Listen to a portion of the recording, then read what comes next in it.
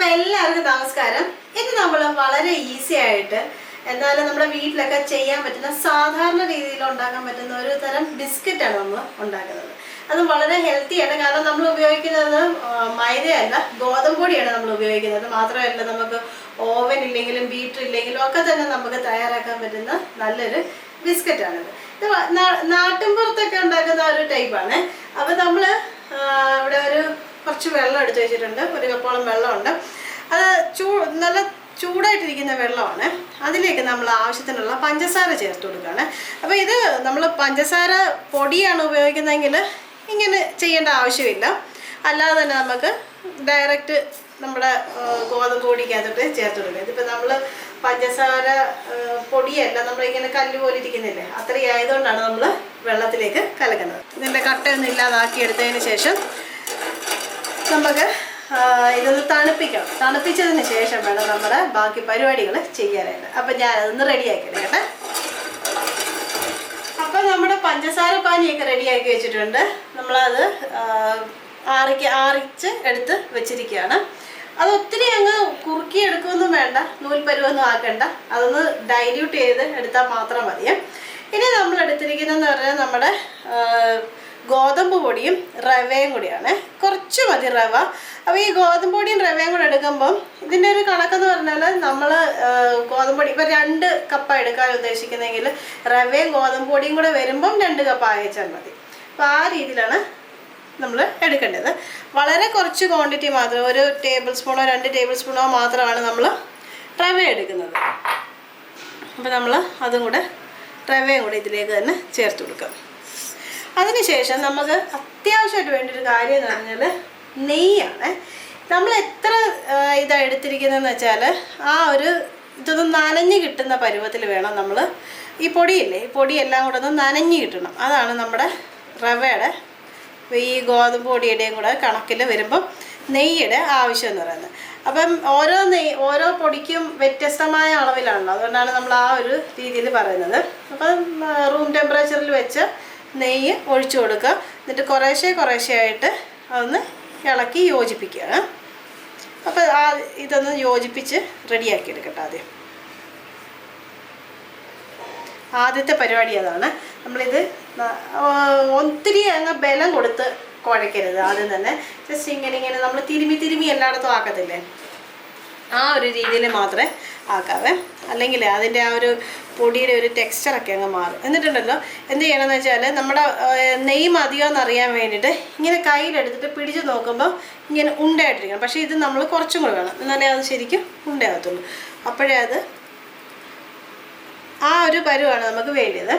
നമ്മൾ ഈ എടുത്ത മുഴുവൻ നെയ്യും നമ്മൾ അതിൻ്റെ അകത്തങ്ങ് ഇട്ട് കൊടുക്കണം. നമ്മളിപ്പോൾ ഒരു 20 ഗ്രാമോളം നെയ്യാണ് എടുത്തിരിക്കുന്നത്. അപ്പോൾ നമ്മളെടുക്കുന്ന ഗോതമ്പ് പൊടിയുടെ അനുസരിച്ചിരിക്കും അതിൻ്റെ നെയ്യ് കൂടുതലോ വേണ്ടി വരുന്നത്. പക്ഷേ നെയ്യ് നമുക്കങ്ങ് ഒത്തിരി നല്ല ടേസ്റ്റി ആക്കിയേക്കാമെന്ന് വിചാരിച്ചിട്ട് ഒത്തിരി അങ്ങ് നെയ്യ് ഉപയോഗിച്ചാലും ഉണ്ടല്ലോ നമ്മുടെ ഈ ഒരു ബിസ്ക്കറ്റ് റെഡി ആയി കിട്ടത്തില്ല. അപ്പോൾ ഒത്തിരി നെയ്യ് വേണ്ട, എന്നാൽ ഇതൊന്ന് നനഞ്ഞ് കിട്ടണം. അതാണ് നമ്മുടെ പരുവം വേണ്ടത്. ഇപ്പം ഇതിങ്ങനെ ഒന്ന് പിടിച്ച് നോക്കാം. അപ്പം നമുക്കറിയാൻ പറ്റും. ഇത് കണ്ടോ, ഇങ്ങനെ ബോൾ പരുവായിട്ട് കിട്ടണം. ഇതാണ് നമ്മുടെ പരുവം.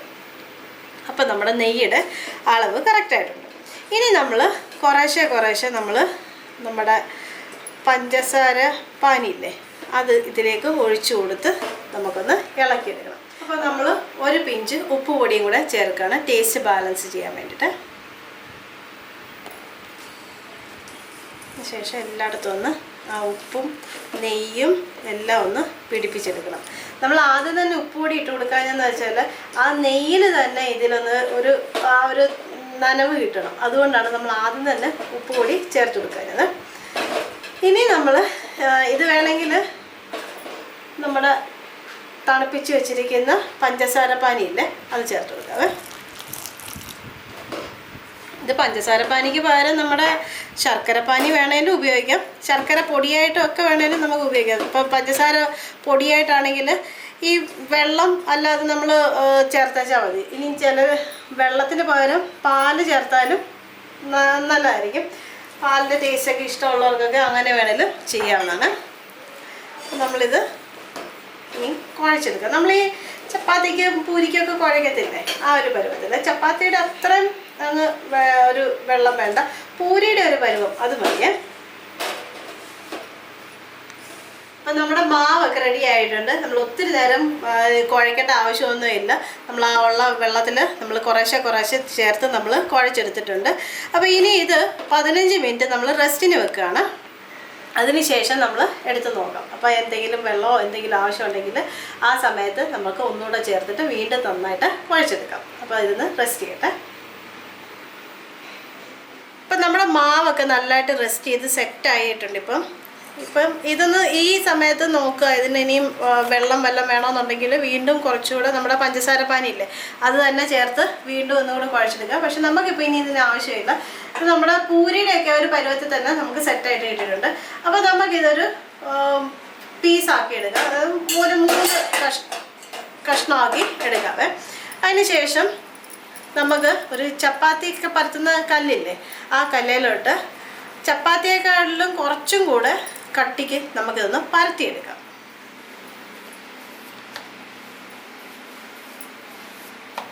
ഒത്തിരി കട്ടി വേണ്ട, എന്നാലും ചപ്പാത്തിയേക്കാളിലും ഒക്കെ കുറച്ചും കൂടെ കട്ടിക്ക് വേണം പരത്തിയെടുക്കാനായിട്ട്.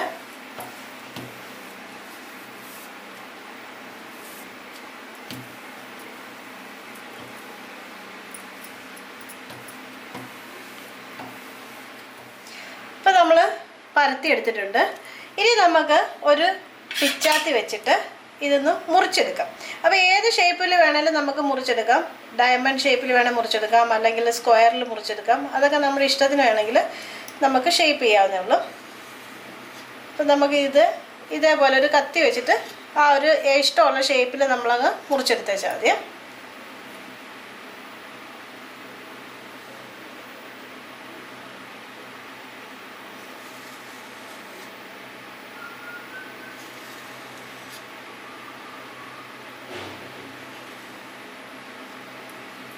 അപ്പോൾ ഇനി നമുക്കിത് ഓരോന്നായിട്ട് ഇങ്ങനെ വെടിവെച്ചെടുക്കാം. അപ്പോൾ ഓരോ ഷേപ്പിൽ നമുക്കിത് കിട്ടും. ഈ ഒരു കട്ടിയിലാണ് നമ്മൾ പരത്തിയെടുത്തിരിക്കുന്നത്.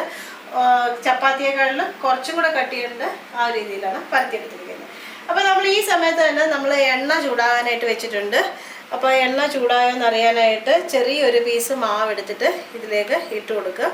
അപ്പോൾ അത് പെട്ടെന്ന് പൊന്തി വന്നാൽ ആയി എന്നുള്ളതാണ്. അപ്പോൾ 1 മിനിറ്റ് കൂടെ നമ്മൾ വെയിറ്റ് ചെയ്താലേ ഇതിന് റെഡി ആവത്തുള്ളൂ. അപ്പോൾ നമുക്കത് കഴിഞ്ഞിട്ട് ഇതിനകത്തിട്ടിട്ട് വറുത്തെടുക്കാം. അപ്പോൾ നമ്മുടെ എണ്ണയെല്ലാം നല്ല ചൂടായിട്ടുണ്ട്. ഇനി നമുക്ക് ഓരോന്നായിട്ട് ഇട്ട് കൊടുക്കാം.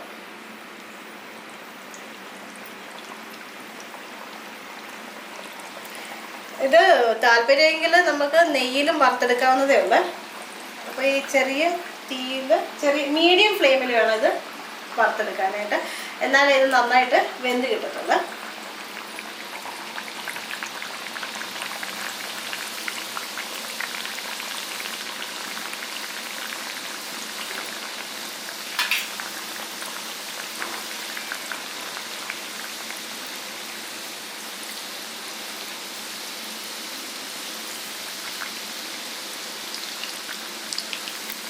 നല്ല ഗോൾഡൻ ബ്രൗൺ ആവുന്നിടം വരെ നമുക്ക് മൂപ്പിച്ചെടുക്കണം.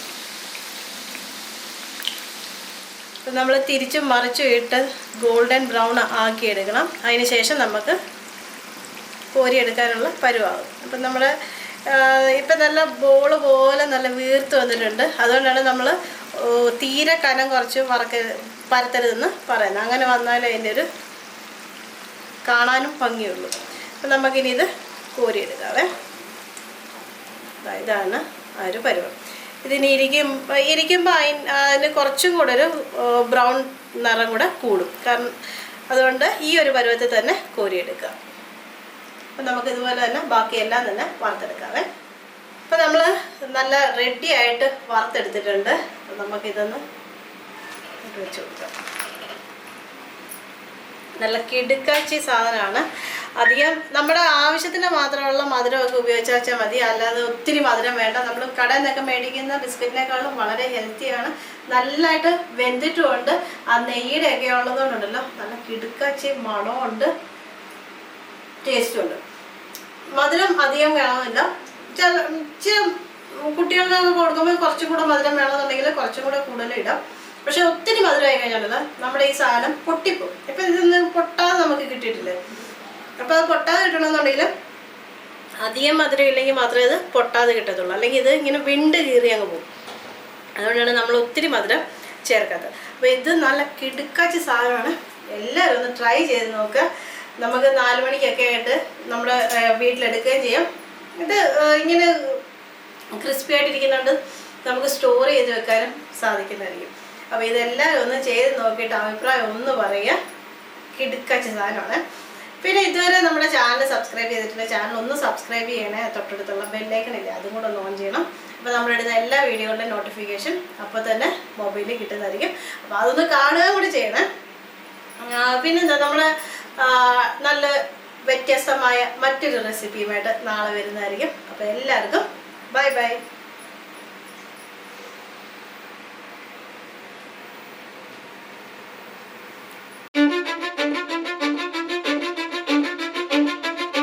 I don't give a fuck what you say. Yeah, I'ma do shit my way. So you can go kick rocks, I'ma stack bricks up, build what I want to make. Yo, I got a lot of shit to say, so I'ma do this every day. I'll be writing things until I'm fucking buried in my grave.